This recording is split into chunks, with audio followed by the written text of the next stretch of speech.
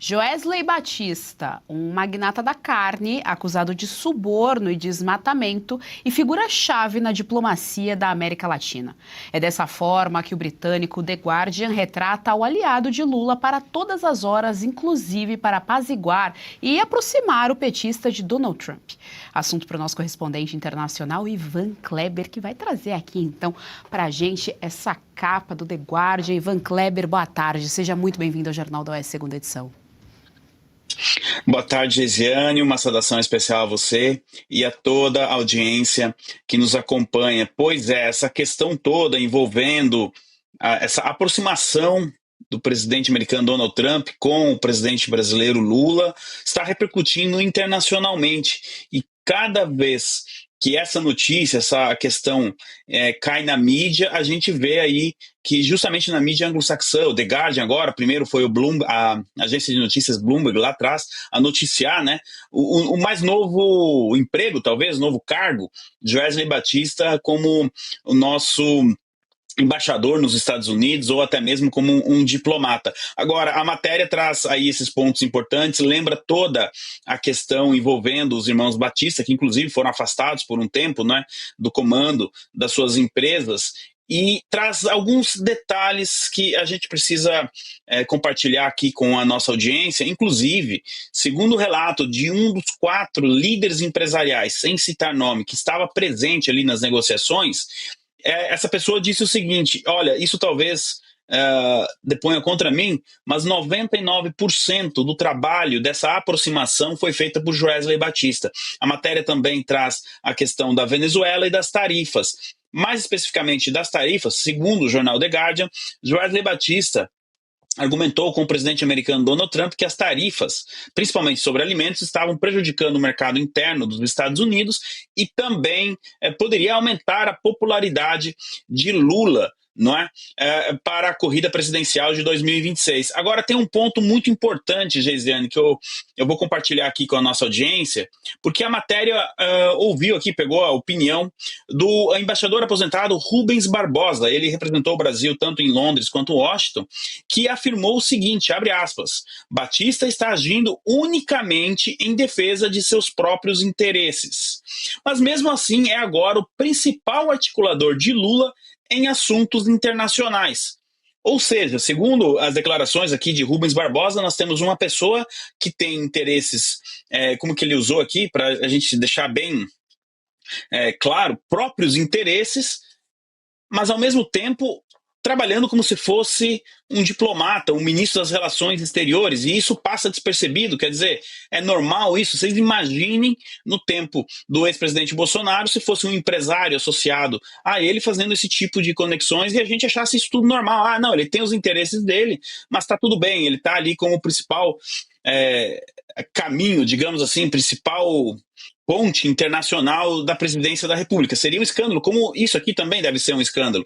E mais, ele continua aqui, o ex-embaixador, dizendo: no entanto, não vê isso como um fenômeno limitado ao Brasil, mas como parte de uma tendência mais ampla, particularmente nos Estados Unidos, onde a diplomacia tradicional está sendo cada vez mais substituída pelo lobby corporativo. Ou seja, a diplomacia brasileira, ela foi entregue aí ao Joesley Batista, segundo essa matéria, pelo que a gente pode acompanhar, pelo menos, né? E como fica o Mauro Vieira? Talvez agora a gente consiga entender porque ele saía sempre das reuniões com o secretário de Estado, Marco Rubio, com aquela expressão de derrota, com aquela expressão séria, com aquela expressão triste. Ele sai desmoralizado, todo o Ministério das Relações Exteriores como um todo sai desmoralizado. Mais cedo, na reportagem do Salina, né, o Serrão e os colegas comentavam essa questão da transparência. Afinal de contas, a população precisa saber qual foi o acordo, se é que teve um acordo, enfim, se está sendo respeitado, não está sendo respeitado, os detalhes. Ontem a gente teve aqui a notícia de uma mina, 3 minas de ouro vendidas para a China. Hoje, o ministro das Relações Exteriores é um empresário que tem próprios interesses. Quer dizer, cada vez mais a população é afastada do debate público e principalmente dos assuntos de interesse dela, da própria população. Geisiane, eu devolvo para você. É o famoso deep state, né, Ivan? Na prática é isso, a diferença é que agora foi revelada aí o que vinha acontecendo ao longo desses meses. Chama atenção também porque teve uma reunião direto com o Trump e o Trump tinha designado ali publicamente que o Marco Rubio trataria dessa questão, Mauro Vieira desmoralizado e o Celso Amorim também, né? Porque a gente achava que quem estava sendo o ministro era o Celso Amorim, no final das contas, os irmãos Batista sempre dando aquela carimbada, a carimba que é dele. Ivan Kleber, eu vou trazer aqui até os nossos analistas políticos. Ô, Geisiane, Por favor, Ivan. eu vou quebrar o protocolo aqui desta vez por um segundo. Você citou o Celso Amorim e você fez muito bem. Agora, quem me garante que não foi o Celso Amorim que articulou para o Joesley Batista assumir, entre aspas, o cargo de ministro das Relações Exteriores? Eu ficaria muito atento a isso, mas desculpas aqui de interromper o protocolo. Eu só quis aproveitar para trazer essa consideração. Imagina, muito bem colocado. Pois é, não sabemos, vale ainda ressaltar aqui para nossa audiência que o Joesley tem sim influência com a cúpula da Venezuela, ele é muito próximo de um dos nomes ali que trabalha diretamente com o ditador Maduro. Isso significa que ele tem capital político com essas pessoas, o que é um perigo para o nosso país, tendo em vista que é o Joesley Batista. Serrão, estamos com o nosso queridíssimo correspondente internacional, Ivan Kleber, sua pergunta. Já que é para quebrar o protocolo, então vamos quebrar, hein, Ivan Kleber? Porque olha só, vamos raciocinar aqui. Quem é Joesley e Wesley? Eles são caras de grande influência econômica. Agora, quem tem influência política sobre esses caras da economia? Nós temos ali Paulo Bernardo, que está trabalhando no conselho de uma dessas empresas desses irmãos Batista. Temos ali também o ex-ministro da Fazenda, Henrique Meirelles, visão política, ligado ao Temer, ligado ao Lula, também interferindo em todas essas negociações. Então, cercando essa turma, tem um núcleo político. E aí eles, como empresários, aparecem fazendo as jogadas que são aparentes, mas, na verdade, tem uma grande força política do PT, Paulo Bernardo é cardeal do PT, igual, no mesmo nível que o Zé Dirceu, comandando as operações. Até que ponto que isso pode ser uma influência concreta? E essa matéria do The Guardian, ela passa mais ou menos por isso, né? Falando de um empresário que tem problemas até judiciais no Brasil, mas que tem muita influência política, porque ele está ligado aos políticos. Olá, Serrão. Sempre bom estar aqui com você na Oeste. O The Guardian também rompeu o protocolo, viu, Serrão? Porque é um jornal de um alinhamento ideológico mais centro-esquerda, ou seja, até mesmo com um alinhamento ideológico muito próximo do Partido dos Trabalhadores, e faz aqui essa matéria, né?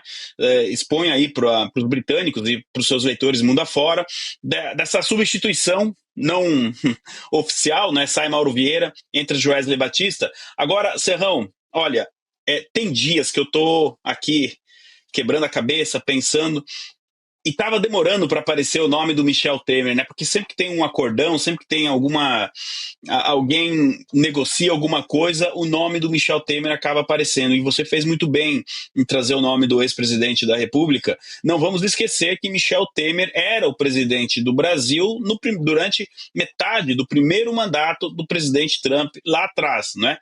Alguns contatos podem ter permanecido, mas o fato é que quem fez realmente essa ponte foi o Joesley Batista.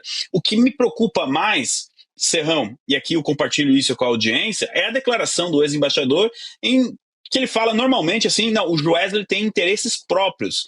Onde está a soberania do Brasil? Né? Quer dizer, você entregar a negociação, seja ela qual for, não estou entrando aqui no mérito do acordo, né, dos pontos ali tratados, mas como fica a soberania? Seria a soberania empresarial, então, ao invés da soberania nacional? É disso que a gente está falando? Quer dizer, isso passa despercebido da maneira mais normal possível. Onde que está a militância de esquerda, que ficou 3 meses, 4, 5, falando em soberania nacional neste momento que um empresário, né, fruto do capitalismo, vai lá negociar os interesses do Brasil e, como eu já disse aqui, tudo até agora com muito sigilo e poucos esclarecimentos para a população. Geisiane, eu devolvo para você. Gustavo Lopes, estamos com o Ivan Kleber. Sua pergunta. Boa tarde, Ivan. Prazer falar contigo. Ivan, tu trouxe no teu primeiro comentário ali algo que me chama muito a atenção, né? Que é independente de quem está levando aqui, né, as questões sobretudo estratégicas do Brasil, as minas para a China, as terras raras para os Estados Unidos, a população brasileira está de fora, né? Então, assim, é bom que a gente tenha isso muito claro, né? Não é porque agora não é mais a China, os Estados Unidos vai ser bom, não. A gente continua sem a nossa soberania. E se a gente não tem soberania, né, sobre questões estratégicas brasileiras, não tem mais o mecanismo de diplomacia, né? Porque isso aí já não funcionava desde antes, né? Vamos lembrar que os Estados Unidos ainda não tem, desde que o Trump assumiu, um embaixador aqui no Brasil. Ou seja, os canais diplomáticos oficiais não funcionavam. Os canais extraoficiais, né, que aí o Celso Amorim é um cara até anti-americano, mas que pode ser que nesse caso tenha jogado, né, porque tinham interesses outros. E aí vem esses caras de fora e fazem esse jogo, não só em relação ao Brasil, mas também em relação à Venezuela. Será que a gente está chegando num momento em que essas questões, né, estatais, né, as questões republicanas, elas vão ficar deixadas de lado e os interesses privados é que vão prevalecer nesse jogo? E aí eu não estou falando só de esquerda ou direita, não. Eu estou falando de interesses financeiros que estão à margem, né, do interesse da sociedade. Olá, Gustavo. É muito bom tê-lo aqui conosco no Jornal da Tarde da Revista Oeste. Olha, você foi num ponto nevrálgico da questão, ou seja, até onde esses empresários vão negociar pelo bem da população, pelo bem do Brasil. Eu acho isso muito difícil. E você acaba trazendo aí um ponto interessante, você escancarando o fracasso da diplomacia brasileira desse governo Lula 5.0. Porque eu digo 5.0 porque é o terceiro mais os 2 da Dilma, que é a continuação do Lula. Então, para mim, esse é o governo Lula 5.0. Se a gente recapitular aqui, o Lula é persona não grata em Israel, né? Diplomacia. O Brasil está ficando isolado no Mercosul. Diplomacia.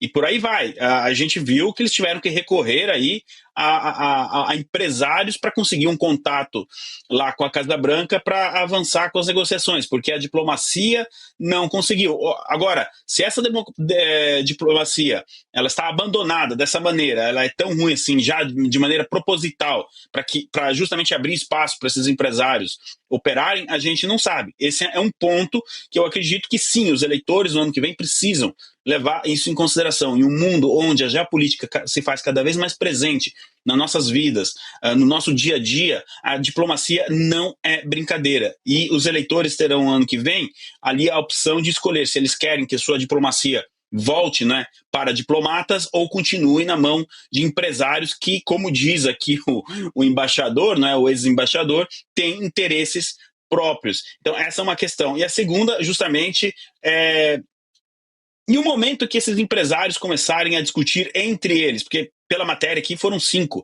empresários. Será que os 5 têm os mesmos interesses? Agora eles têm, mas e se lá na frente cada um começar a puxar a sardinha para o seu lado? De novo, a população precisa de transparência, a população precisa entender quais foram os pontos aí dessa negociação. E mais, se Joesley Batista realmente foi à Venezuela para convencer Nicolás Maduro a sair do poder, o que o Brasil ofereceria em troca, ou talvez, eu já não duvido disso, que o Joesley Batista tenha ido à Venezuela pedir para o Nicolás Maduro ficar no poder, aguentar mais um pouco, porque, falando em interesses, do jeito que as coisas estão agora no Brasil e na Venezuela, é de interesse de Joesley Batista. Eu já duvido que ele tenha ido lá convencer o Nicolás Maduro a sair do poder. Quem sabe ele foi tentar ali, de novo, né, um acordão, enfim, ganhar tempo.